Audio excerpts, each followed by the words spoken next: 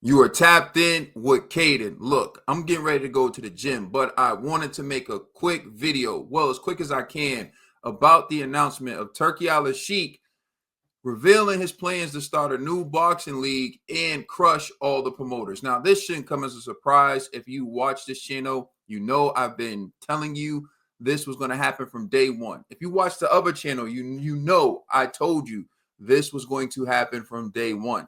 Now, remember, I told you the plan.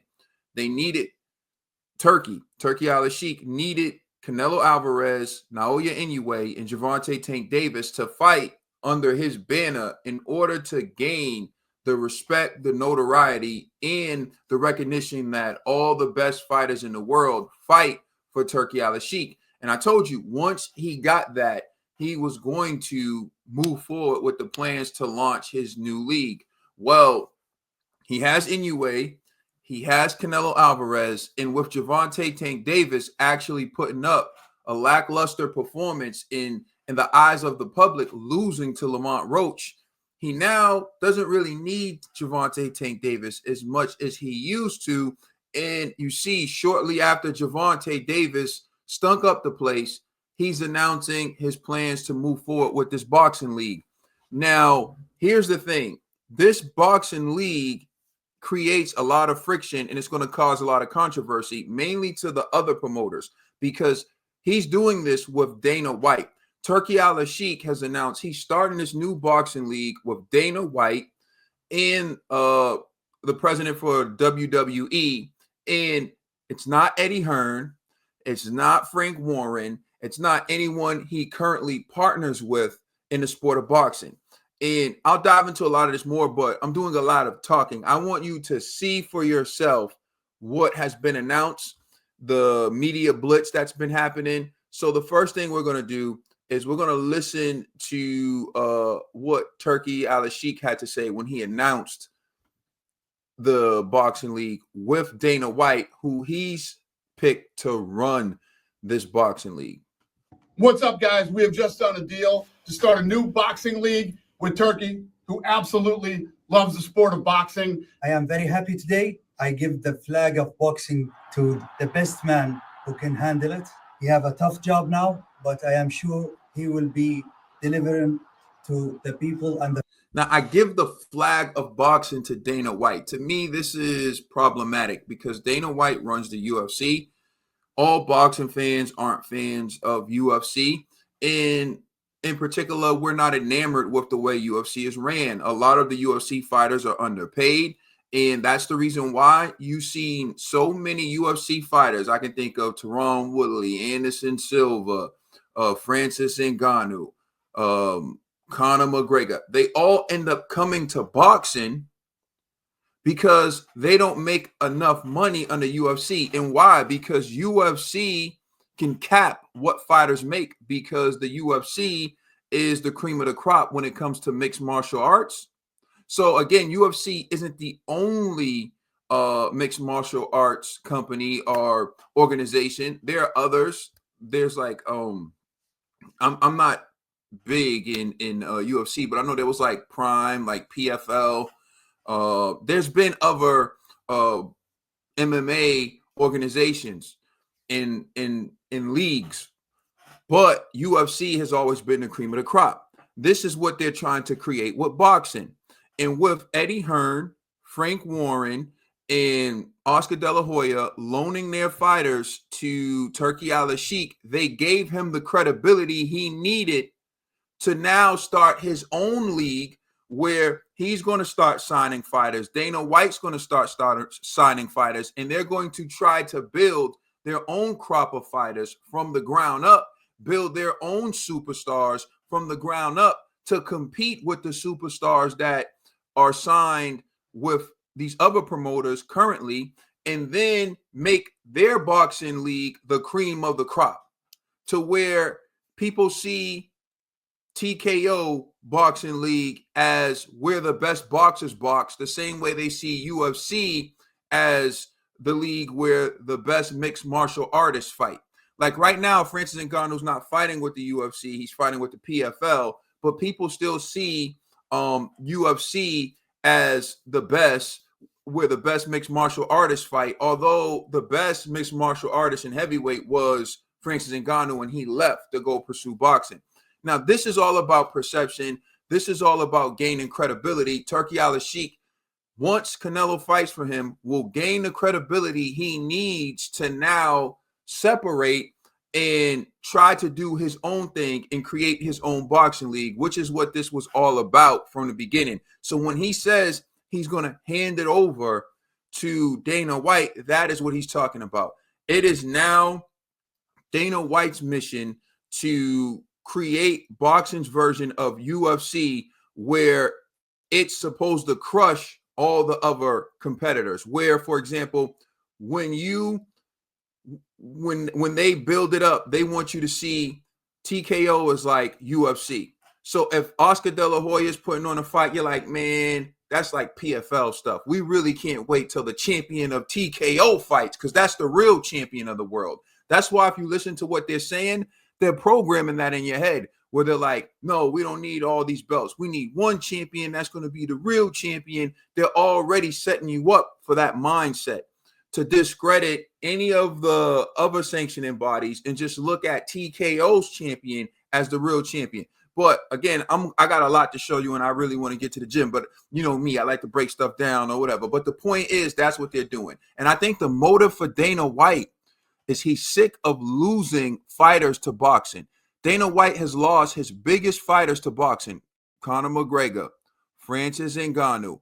And so now what he's trying to do is he's trying to have both. He wants to be in control of both. So now he can say, you got to come to me, baby, one way or another. Dana White, you need me. But anyways, let's continue to listen to this announcement. The fans, the magnificent league, and get boxing great again. The model is proven to deliver the fights that the fans want to see. The best will fight the best, and the fighters will continue to move up the rankings and become world champions. We will continue to make announcements on where you can watch and all the rest of the details on the business as we get closer to the launch. I'll see you soon. Right. Now, those who used to praise Turki Alalshikh and not have the slightest bit of skepticism or even tell people, have caution. Now, remember, I praised Turki Alalshikh for giving us the fights we want to see, but I always cautioned you that there was an agenda behind it. There was an ulterior motive. Nobody does something for no reason. Nobody just gives away all this money. There was a reason behind it. The reason has been exposed, and it's being exposed. And Adi, someone who has announced and called fights and has been involved, he's even uncomfortable with this announcement, and he doesn't know how to feel because he was blindsided. Although if he listened to Caden, he really wouldn't be blindsided. But again, this announcement has sent shockwaves through the sport of boxing. Even those who participate and contribute on some of Turki Alalshikh's cards, Riyadh season, like Adi. Let's listen to what he had to say. Turkey, when he said crush, we're going to crush all the other promotions. It's like, whoa. Yeah. But what, one second, the promotions you've been working with, as in Queensbury and Matchroom and Golden Boy and Top Rank, like, what does that mean? I find it interesting. I find it puzzling. What's puzzling? What does it mean? Does it mean, okay, or does it almost mean kind of what PBC tried to do, where they were trying to create a PBC belt and they tried to sign every single fighter, and they very well nearly exceeded in doing so? Does this mean that he's trying to literally take over the sport of boxing? So all the fighters, all of them are in this league. Do fighters immediately start jumping ship and signing to him? Because to be fair, we're in a world of boxing now where no fighter has an 8-fight contract anymore. Yeah. Most fighters are kind of fight-by-fight contracts. I mean, does Shakur Stevenson, who's only got one fight left with Matchroom, after that fight, does he go and join this TKO promotions? What does it mean for Eddie? What does it mean for Frank? Are they now on the phone with each other now saying, okay, we're not accepting this, we have to fight back? Right. Or do they jump in bed with it? I find the whole thing. There's certainly a lot of questions. There is. Yeah, well, it's not really puzzling. He says it's puzzling, but I'm telling you, if you watch me on the other channel, Boxing Bros, and you watch me here, I've been telling you this since day one. It's not difficult. Really, the problem is a lot of you don't know what I do for a living. You don't know, like, my personal life, but if you know what I do, if you know, you would know why I could see these type of things coming. But it's okay. Here, there are things that they can do, right? So I'll just discuss it right now because I didn't structure this video or anything because I gotta go to the gym. They can fight back. See, the thing was, Turki Alalshikh needed credibility. So when Adi says these promoters you've been working with, he had no choice but to work with them because they had the fighters. He didn't. He just had the money. So what he did, Turki Alalshikh, was he used his money to bring these promoters who have been feuding with each other for years and refusing to make the big fights. He said, I'm going to make the big fights. I'm going to make myself the face of it, and people are going to praise me for it. I'm going to gain credibility. I'm going to gain notoriety. And then in turn, I'm going to use that credibility that I gained from making these promoters who feuded for generations and who refused to put their cash cows against each other to spin off, start my own league, hand it over to Dana White because I want my league to be like UFC. It was a plan the entire time. And I don't know how they couldn't see it. I don't know how anyone could be shocked about this. So yes, someone like Shakur Stevenson, who only has one fight left with Eddie, he's going to be approached by Turki Alalshikh. And Eddie cannot outbid Turki Alalshikh. None of these promoters can outbid Turki Alalshikh. All of these big-time fighters, he is going to approach them when their contract is up, and he's going to say, listen, I have a sweet deal for you. But here's the problem. That's only going to happen on the first deal. So all these fighters like Canelo Alvarez, Terrence Bud Crawford, Shakur Stevenson, all the people who sign now, they're going to get very lucrative deals. But once that league gets started and once that league gets legitimized as the best fighters fight for Turki Alalshikh and Dana White, they're going to cap how much money boxers can make. Because once every fighter starts fighting for that league, they're no longer going to have to pay the big bag. They can cap the max. Like the NBA, for example. The NBA has a cap. LeBron James is worth way more. He generates way more than he gets paid. LeBron James gets paid as much as like Michael Conley Jr. because of a cap. Which one is worth more? LeBron's clearly worth more than a bunch of people who make the same NBA salary as him. But he's capped at what he can make. And once they legitimize that league, once that league has the credibility, they're going to cap how much money a fighter can make. So at some point, boxers, once that league gets legitimized, will be like MMA fighters. The same MMA fighters who are underpaid and know it. And they've proven they're underpaid because Conor McGregor went and got a bag with Floyd. Francis Ngannou went, got a bag with Tyson Fury and with Anthony Joshua. And in one fight, they made more than their entire UFC careers. This is what's in danger when it comes to allowing Dana White and Turki Alalshikh to succeed in the TKO league. I know some people are going to say, well, I don't care. I just want to see the best fight the best. We shouldn't care about money. We shouldn't care about dollars. That's an ignorant statement because these fighters fight to provide for their family. They have a small window to gain enough money to sustain the rest of their life. Think about that. And you've seen it before. If they're ignorant with their money, if they make too many mistakes with their money, they end up going broke. So you don't want someone taking on a grueling sport to where they're getting underpaid and then they have to go through life struggling. And again, boxing and UFC, you may see one person in the ring, but they have a team. They usually have a trainer, a nutritionist. They can have, people, physiotherapists, people take care of their body, all types of stuff. Like you just can't look at one thing and all the other expenses and all the other things that go into it. Not to mention taxes, which if you live in the United States of America, that's 40% off the top. Now, that's the major issue. What they can do to fight back. I'll tell you what they can do to fight back moving forward because there's still some other things that I want you to see and discuss, and of course, I want to get to the gym. So let's take a look at this next video. Here it is, and this is Turki Alalshikh on the Pat McAfee show, and here's what he had to say on the Pat McAfee show. Turki Alalshikh and Dana White. And I want to tell you a secret. If he allowed me, ask him which the first event fight he will have in September. Ask him if you want to answer. Hey, Dana, I have a question for you. That birdie just dropped in my ear. The first event that's happening in September. I didn't know if you knew anything about that or anything going on. Well, these are things that we want to pump the brakes on and announce these things when you do it right. My friend Turki gets too excited and wants to go out and talk about September. Congratulations, boys! Yeah, congrats. We're happy for you. That is awesome. Well, I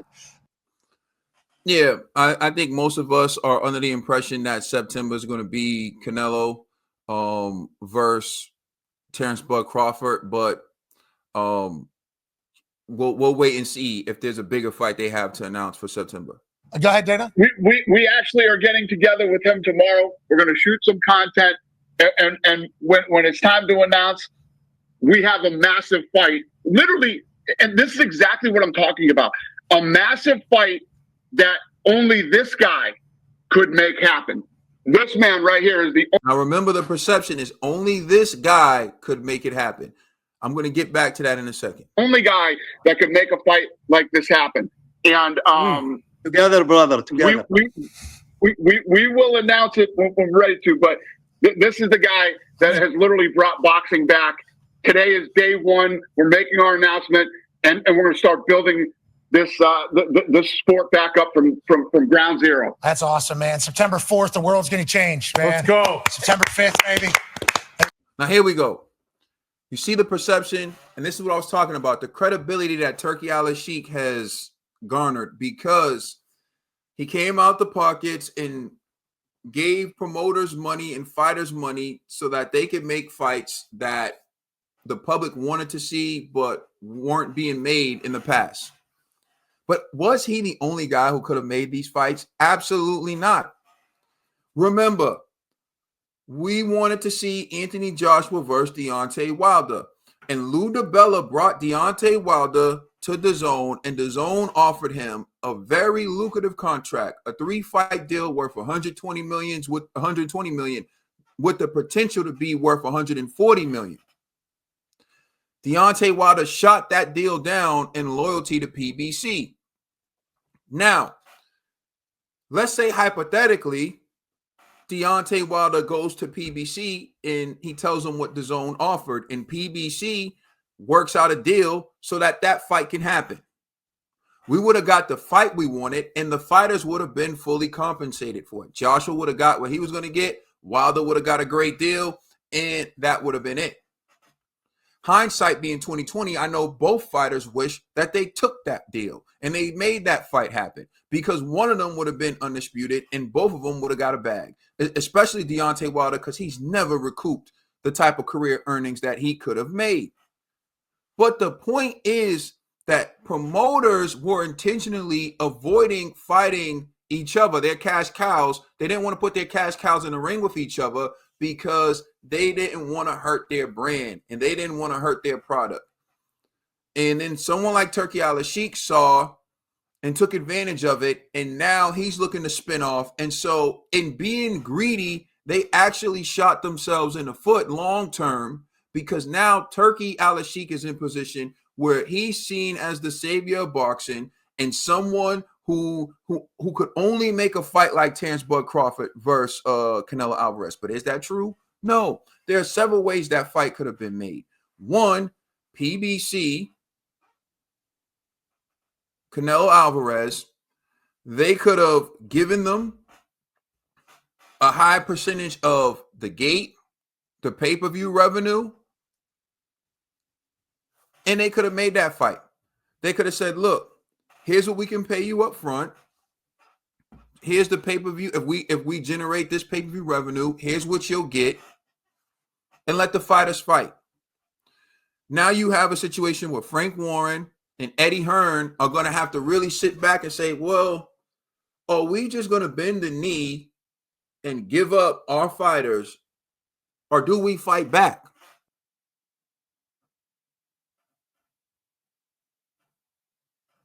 They can fight back by one, right? These deals are all signed, not signing any more deals or any more fights, renegotiating with the fighters. Like, look, we can't compete with the type of money Turki Alalshikh can give you up front.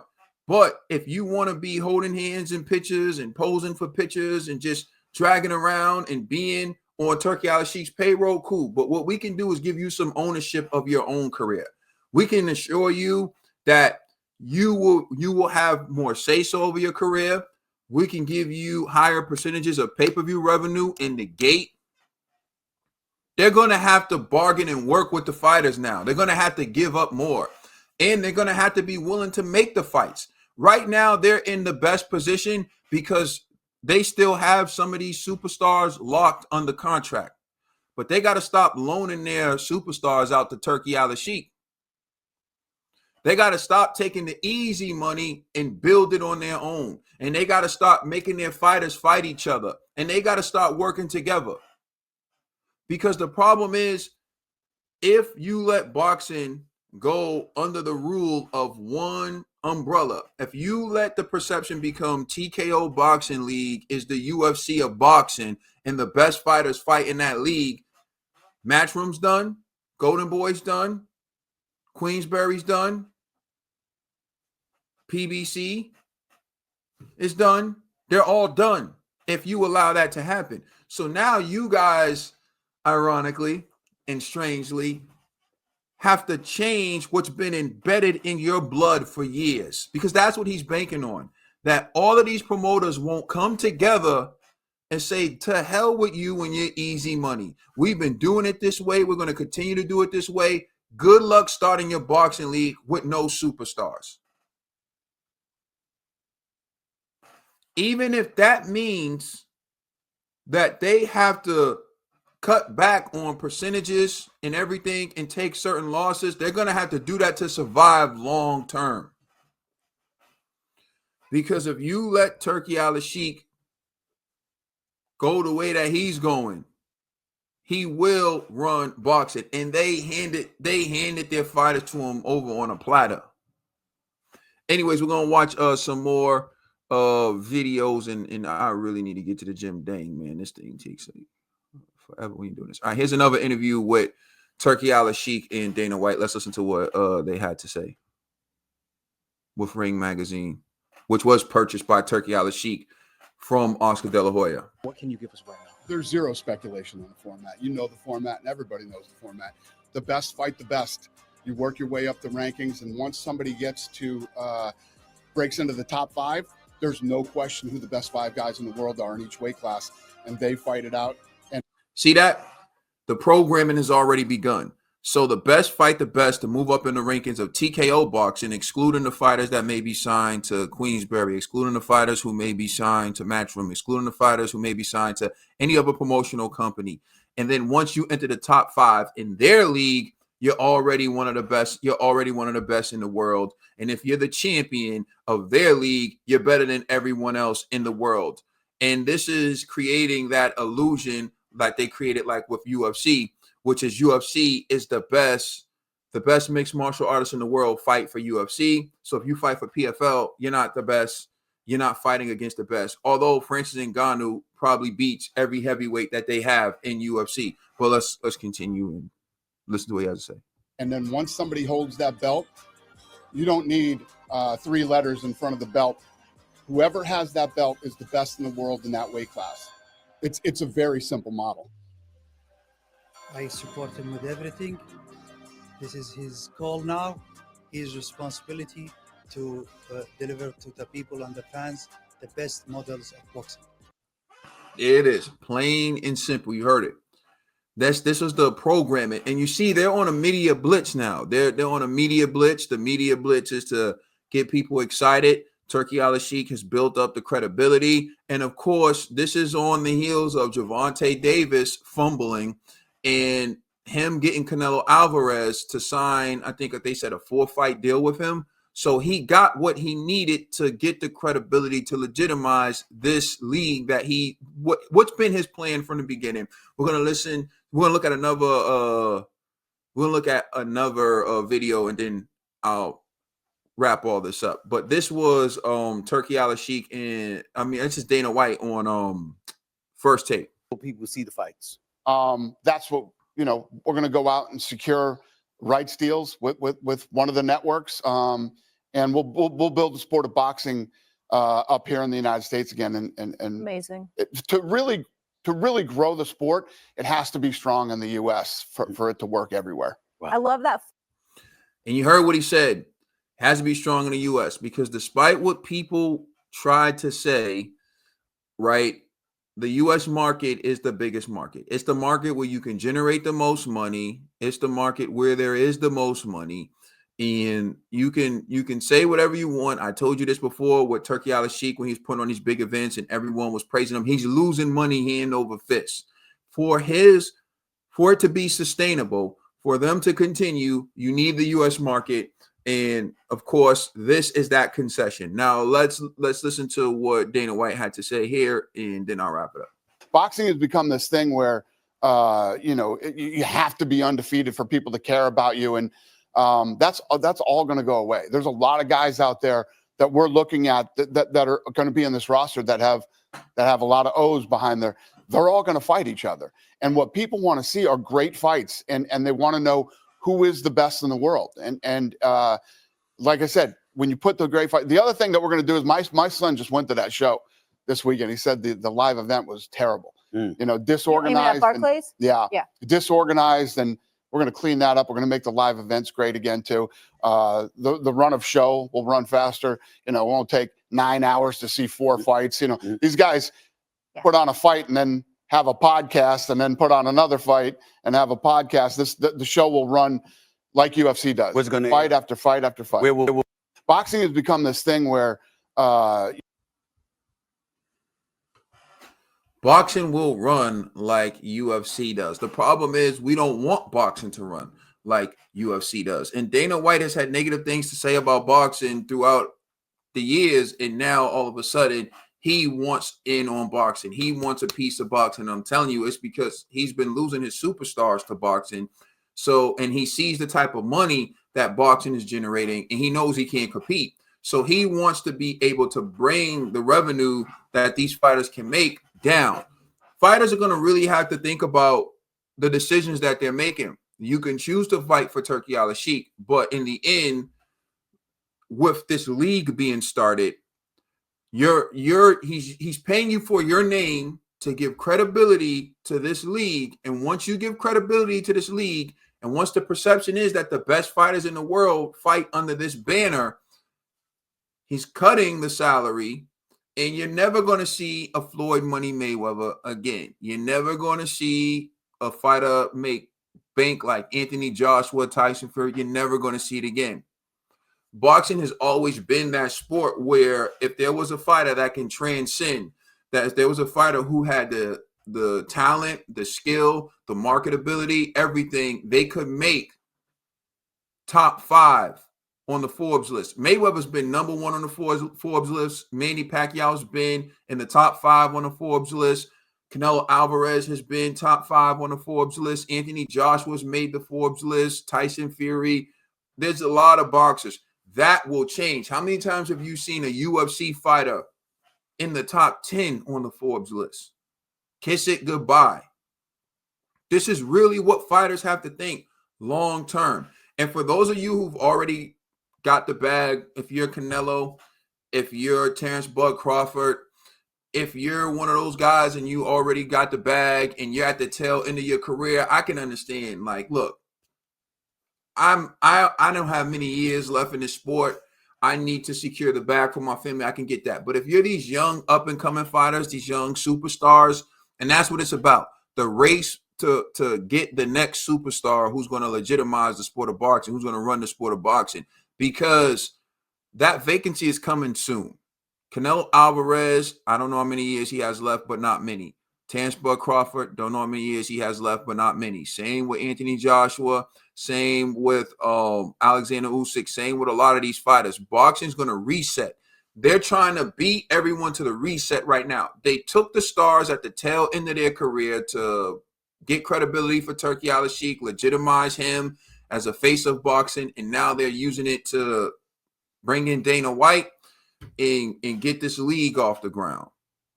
And if you're promoters, the question is, what can you do about it? Again, they already have these cards coming up. You have this Fatal Fury card coming up. Two of them actually, Conor Benn and Chris Eubank, and then you have Ryan Garcia, Rolly Romero, Devin Haney versus Ramirez, and Teofimo Lopez versus Barboza, and it's taking place in like Times Square. This shows you it's not about the money. It's about the promotion. It's about the word of mouth. It's about the gimmick. It's about generating a feeling. What a feeling to go to Times Square and be able to see a boxing match and know Turki Alalshikh's the one who made it happen. And then when Turki says, "Hey, do me a favor, check out my boxing league that I'm starting," you're gonna be like, "Hell yeah, I'm gonna check out this guy's boxing league. He look, you know what I mean? That's the least I can do." Turki is playing 4D chess on these people. He's been doing it, but it's happening live and direct. The question is going to be for these promoters: are you that greedy? Are you willing to just hand it all over and cash out? If you are, then cool. But if you want to keep your company, if you want to keep your fighters, if you care about still being somewhat independent, you're going to have to draw the line. And the drawing the line is going to have to come soon. Like when it comes time to negotiate new fights, you're going to have to say, "Turki, we've done great business. I think it's been beneficial for both of us. My fighters have received a great deal of money, and we appreciate it. And you've received credibility, notoriety, and the ability to start your own league. But at this point, we want to focus on growing our own promotional company independently. But thank you for all that you've done. Much success to you on your new boxing league." And then you got to start formulating a plan. And you have it. You can create your own tournaments. You don't need his tournament. PBC versus Golden Boy, Matchroom versus Queensberry, and then the winners fight. You can do that every year. What you need Turki for? You can create your own boxing tournament in every weight class every year.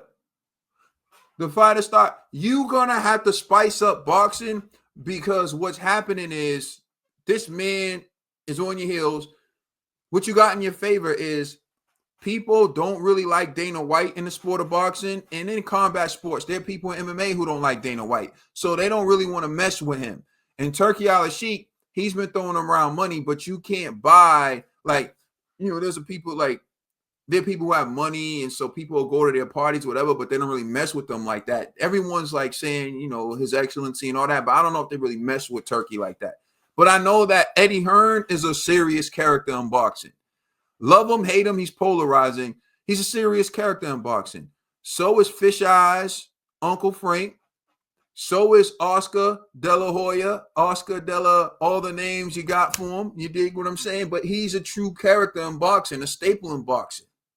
You got Al Heyman, the Ghost. You never really see him, right? But all these parties are true characters in boxing. You guys got to come together and fight back, assuming you want to.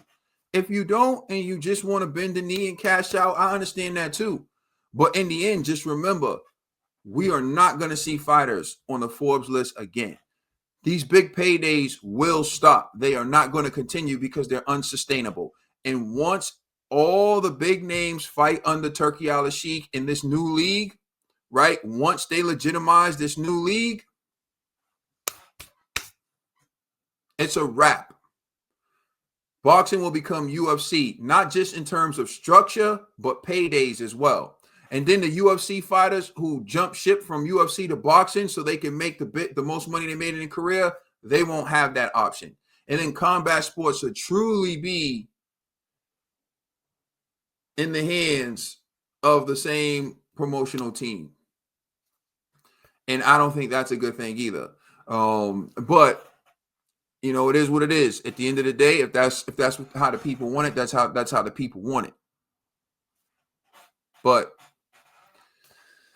you know, and you got people like Addy and other people like, wow, I don't know how I feel about this. Oh man, yeah, it's all good until it's not. It was all good just a week ago, right?